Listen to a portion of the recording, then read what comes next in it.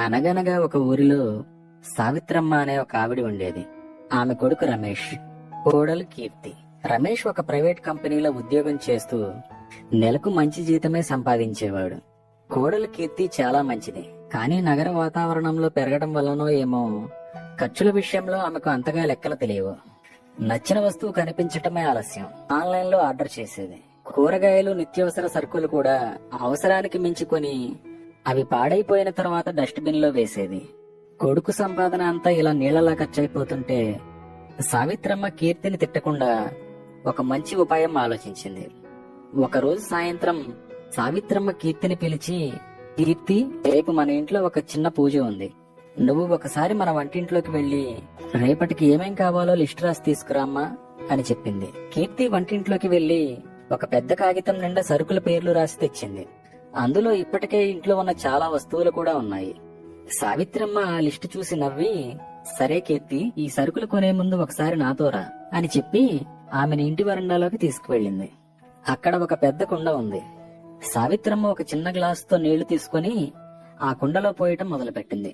కీర్తి వింతగా చూస్తూ, అత్తయ్య, అంత పెద్ద కుండలో ఇంత చిన్న గ్లాసుతో నీళ్లు పోస్తే కుండ ఎప్పటికి నిండుతుంది అని అడిగింది. నువ్వు చెప్పింది నిజమే కీర్తి, కానీ చూడు అంటూ సావిత్రమ్మ ఆ కుండ అడుగున ఒక చిన్న రంధ్రాన్ని కీర్తికి చూపించింది. ఆ రంధ్రం గుండా నీళ్లు చిన్నగా కారిపోతున్నాయి. ఇప్పుడు చెప్పు కీర్తి, నేను పైనుంచి ఎంత వేగంగా నీళ్లు పోసినా కింద ఈ రంధ్రం ఇలాగే ఉంటే ఈ కుండ ఎప్పటికైనా నిండుతుందా అని అడిగింది. కీర్తి ఆలోచనలో పడింది. లేదు అత్తయ్య, కింద రంధ్రం ఉన్నంత వరకు కుండ ఎప్పటికీ నిండదు, నీళ్లన్నీ వృధా అయిపోతాయి అంది. సావిత్రమ్మ కీర్తి చేతులు పట్టుకుని ప్రేమగా ఇలా చెప్పింది, మన సంసారం కూడా ఈ కుండ లాంటిదే కీర్తి. రమేష్ సంపాదన పైనుంచి వచ్చే నీళ్ల లాంటిది. నువ్వు చేసే అనవసరపు ఖర్చులు ఈ కుండకు ఉన్న చిన్న రంధ్రం లాంటివి. భర్త ఎంత సంపాదిస్తున్నాడు అన్నది ముఖ్యం కాదు, భార్య సంపాదనను ఎలా కాపాడుతున్నది అన్నదే ముఖ్యం. ఇంటి ఖర్చులను తగ్గించుకోవటం అంటే పస్తులుండటం కాదు కీర్తి, వృధాను అరికట్టడం.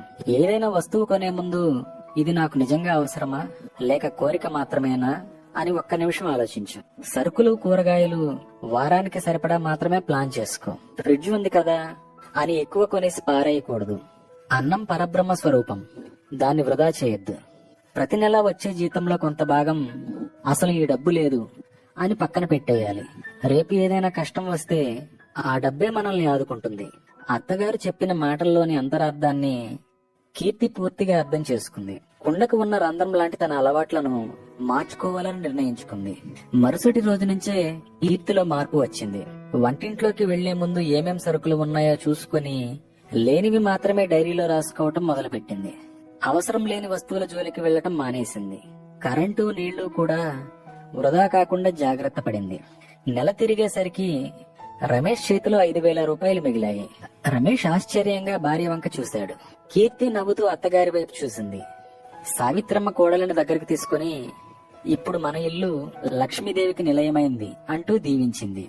ఆదాయాన్ని పెంచడం ఒక్కడి వల్లనే కాకపోవచ్చు, కానీ ఉన్న ఆదాయాన్ని పొదుపుగా వాడుకుంటూ ఇంటిని స్వర్గంగా మార్చడం గృహిణి చేతుల్లోనే ఉంటుంది. ఈ కథలోని ఏ పాత్ర లేదా ఏ సన్నివేశం మీకు బాగా నచ్చిందో కింద కామెంట్ చేసి చెప్పండి. ఈ కథ మీకు నచ్చినట్లయితే గనక తప్పకుండా లైక్ చేయండి. మరిన్ని చక్కని కథలతో మీ ముందుకు రావడానికి మన ఛానల్ ని సబ్స్క్రైబ్ చేసుకుని మాకు సపోర్ట్ చేయండి.